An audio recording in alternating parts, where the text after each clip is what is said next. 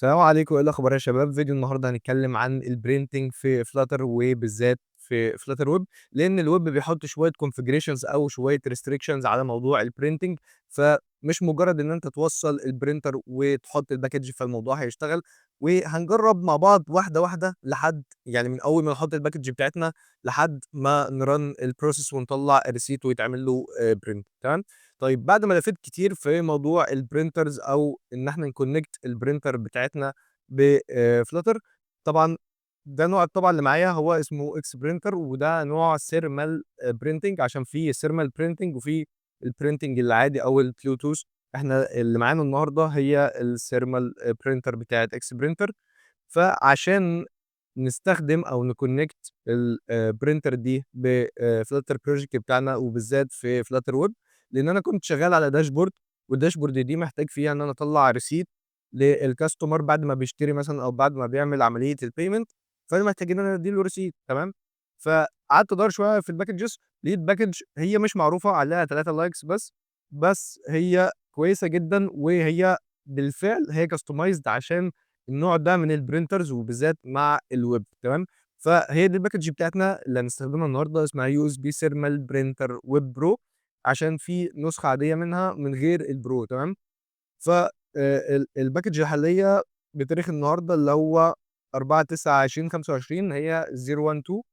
هناخد الpackage دي وهنبدأ إن إحنا نعمل لها integration في Flutter project بتاعنا.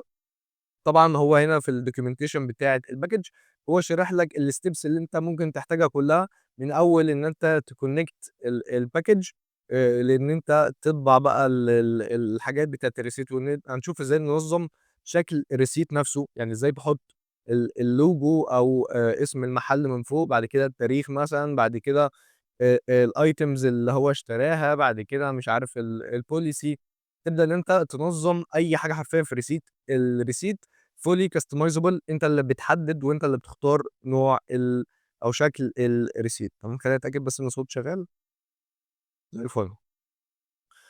طيب لو جينا بعد كده ده flutter project جديد، كل اللي أنا عملته ضِفت الpackage بتاعتنا اللي هي USB thermal printer web pro والversion بتاعتها 012 وهتبدأ إن أنت تحطها وتعمل pubget. ده كل اللي أنت محتاجه، مش هتغيّر أي حاجة تاني في الconfigurations بتاعة الflutter project. طيب ده بالنسبة لpubspec.yaml. طبعًا الmain file العادي جدًا بتاع أي project جديد، كل اللي أنا عملته مسحت home page اللي هو كان بيعملها بتاعة الcounter وضِفت حاجة اسمها thermal printer demo. ده class أنا عامله عشان أحط فيه الUI اللي إحنا هنشوفه وعملية الprinting اللي إحنا هنشوفها تمام. طيب أول حاجة تعملها طبعًا إن أنت هتconnect الprinter بالUSB laptop بتاعك أو بالPC بتاعك. بعد كده خلّيني أrun على Chrome عشان نشوف شكل الUI هيبقى عامل إزاي، ونبدأ نشرح واحدة واحدة إحنا عملنا إيه، تمام؟ طيب بعد ما عملنا run للproject بتاعنا ده شكل الUI. طبعًا أنا مش طالع أورّي لك جمال الUI بتاعي أو اللي أنا عامله، أنا باشرح لك الفكرة بس، وأنت طبعًا تطبّقها على الproject بتاعك بالconcept بتاعك، تمام؟ كل اللي أنا عامله عامل upper ما لوش أي لازمة. بس عشان تبقى الدنيا واضحة ما تبقاش كلّها أبيض في أبيض يعني. ده شكل الreceipt اللي أنا عامله أو شكل الreceipt اللي أنا عايز أطلّع شبهه. أنا عندي اسم المحل من فوق، بعد كده عندي العنوان، بعد كده عامل separator أو عامل divider في النُص. ده شكل الreceipt بالضبط اللي بيطلع تمام. وبعد كده عندك الitems والله أنت خدت كذا بكذا، خدت كذا بكذا والtotal عندك كذا thank you. وطبعًا لو عايز تزوّد بقى يعني عارف الreceipt بتاع المحلات اللبس اللي هو بيبقى قد كده وبتاع، اللي هو تحط بقى فيه تفاصيل الpolicy وفيه taxes وفيه مش عارف إيه. كل الكلام ده موجود وكل الكلام ده شغال ما فيش فيه أي مشكلة، تقدر إن أنت تcustomize وتضيف اللي أنت عايزه تمام. طيب نرجع للكود واحدة واحدة. ده الclass بتاعنا ما عملتش فيه أي حاجة إلا إن أنا خدت instance من الpackage بتاعتنا اللي هي web thermal printer وطبعًا عملنا لها import من فوق. لو شِلت الimport كده هتلاقي إن هي محتاجة الimport، فأنت تعمل control والزين أو control ونقطة هتعمل import للpackage بتاعتنا وهتاخد instance منها عشان نبدأ إن إحنا نعرّف بقى نعمل موضوع الconnection ونبدأ إن إحنا نعمل print والكلام ده كلّه تمام. عندي 2 boolean ما لهمش أي لازمة. كل الفكرة إن أنا عايز أشوف إن أنا عايز أظهر له loading ولو هو connected هاعمل له check mark كده أقول له إن إحنا connected بالprinter تمام ما فيش فيها مشكلة. طبعًا مش عايز تضيفهم عادي مش هيفرق. كل الكلام ده عشان موضوع الtutorial بس عشان تبقى فاهم إيه اللي بيحصل عامةً، فاهم؟ فعندنا الapp bar ما لوش أي لازمة، حاطين فيه text بس ما فيش فيه أي فكرة. طيب عندنا في الbody بتاع الscaffold بتاعنا عندنا 3 حاجات بالضبط تمام. أول حاجة أنا مقسمهم طبعًا لwidgets وهنبدأ إن إحنا نشرح واحدة واحدة تمام. أول حاجة build receipt preview اللي هي عبارة عن إيه، عن الشكل ده اللي هو container فيه الtext وفيه الprices وفيه كل الكلام ده تمام.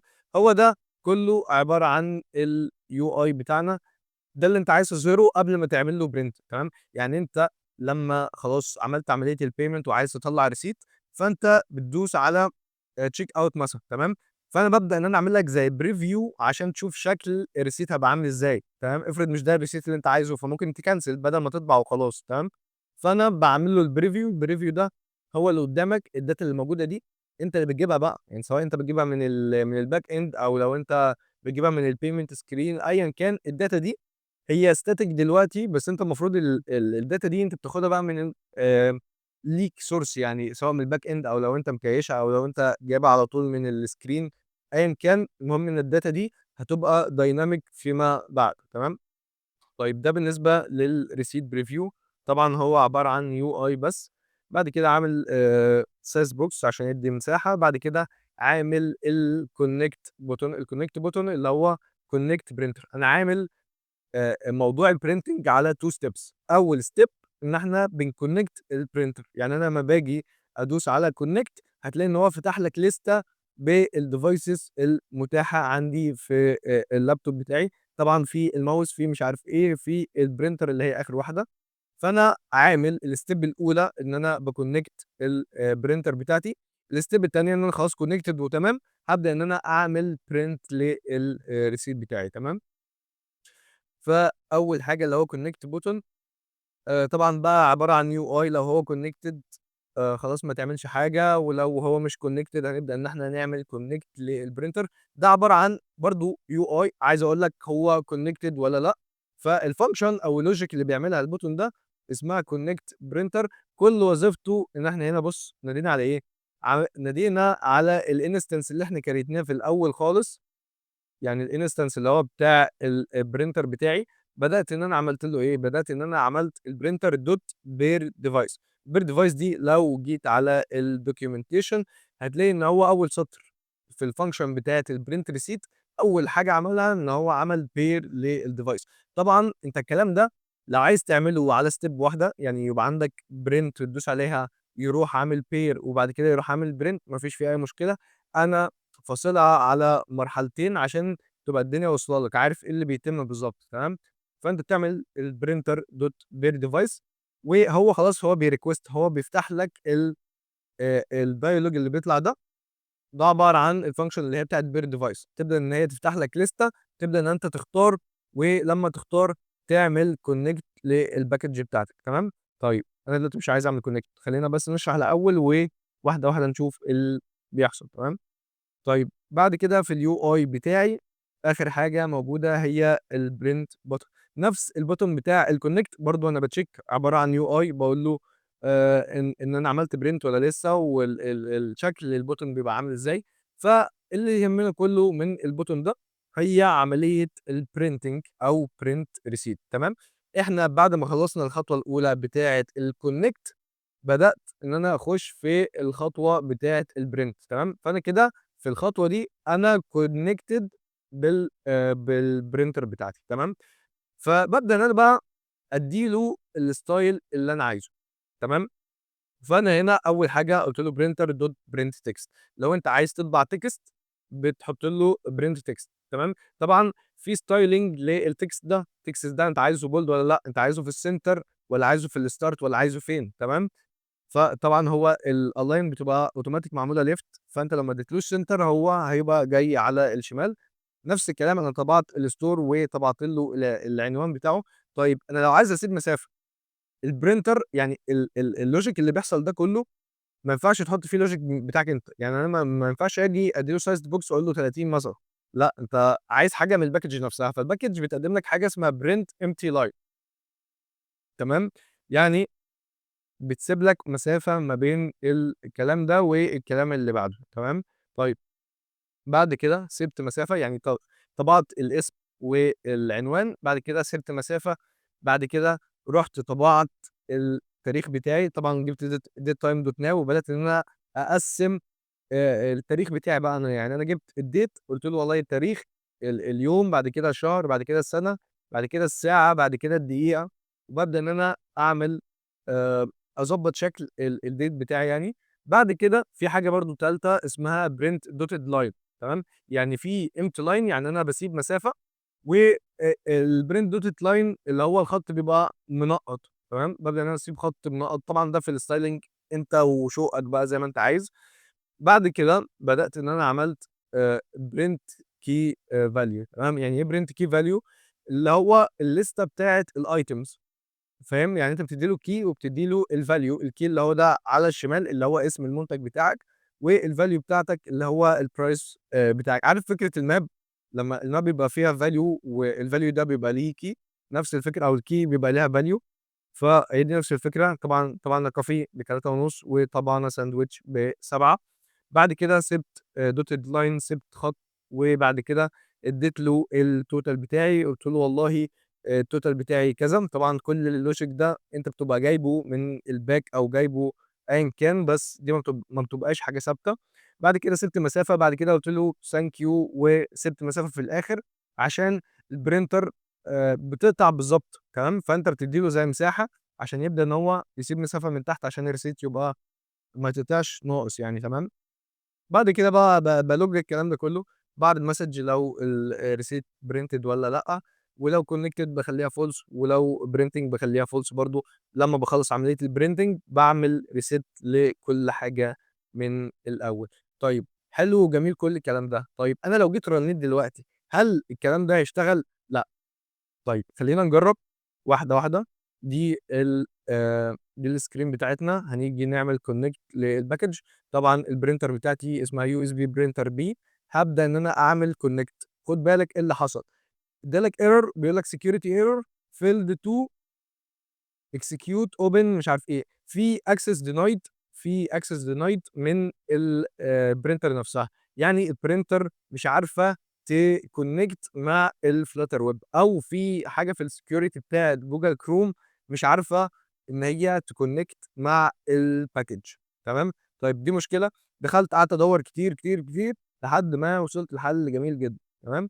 طيب أول حاجة في application اسمه Zadig، أو ما أعرفش بانطقها صح والّا لأ، هو الاسم اللي قدّامك وهابين لك اسمه. لو جيت دوّرت عليه على جوجل يعني هتلاقيه أول واحد، كتبت Zadig هتلاقي كل الكلام ده.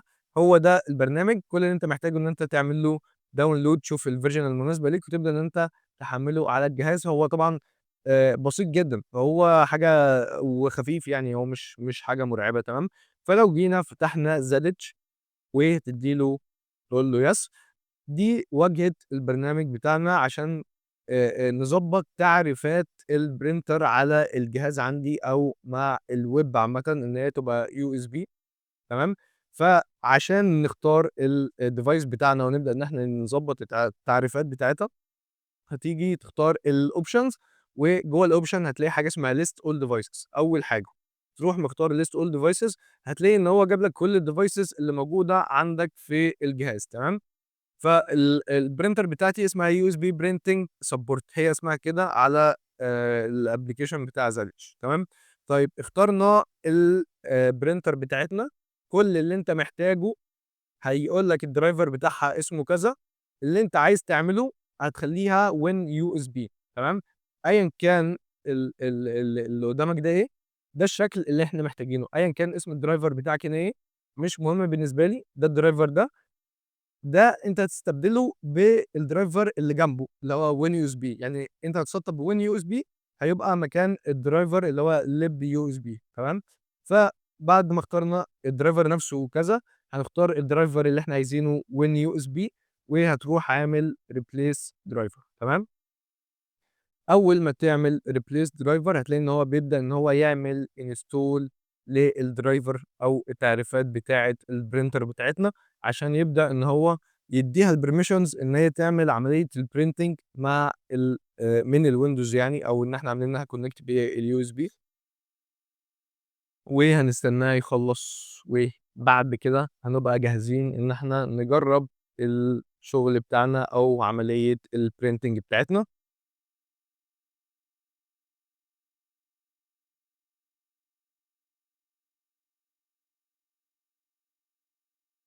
طبعًا يعني تسيبه يحمّل براحته، بيقول لك ممكن ياخد لحد 5 دقايق ما فيش فيه أي مشكلة، سيبه يحمّل زي ما هو عايز، بعد ما بيحمّل هيضبّط لنا موضوع كده خلاص هو خلّص تمام، فأنا تمام وهتلاقي برضه إن الدرايفر بقى Win USB ده اللي إحنا عايزينه في الprinting بتاعتنا، فلو جينا عملنا restart وإن شاء الله يشتغل بريستارت مش محتاجين إن إحنا نقفل الapplication حتى. طيب خلّينا الأول نعمل connect ونختار الprinter بتاعتنا. أول ما عملت connect قال لك الprinter connected كده خلاص يا باشا إحنا زي الفل، إحنا ما كناش عارفين نعمل connection أصلًا تمام، يعني كان بيدّي لك يقول لك user والpermission denied أو حاجة زي كده فاهم، فمجرد إن أنت عملت connected أنت جاهز إن أنت تعمل print للreceipt بتاعنا، فعشان نعمل عملية الprint أنا سامعك صوت طبعة وهاوريك الشكل اللي بيطلع في الآخر. لو جينا عملنا هتلاقي إن الprinter خلّص، وخلّيني أوري لك شكل الreceipt مش عايز أهز الموبايل، استنى. طيب لو جينا خلّصنا أورّي لك شكل الreceipt مش عارف هو هيبقى واضح والّا لأ، بس أنا مش عارف أقطعه عشان ساند الموبايل على الprinter ده شكل الprinting بتاعتنا، طبعًا بقى أنت تcustomize زي ما أنت عايز، أنا عامل الاسم والعنوان والprice وthank you في الآخر، عايز أنت بقى تضيف بقى تفاصيل زي ما أنت عايز، اعمل يا باشا اللي أنت عايزه، وبس كده، ده فيديو النهارده والسلام عليكم.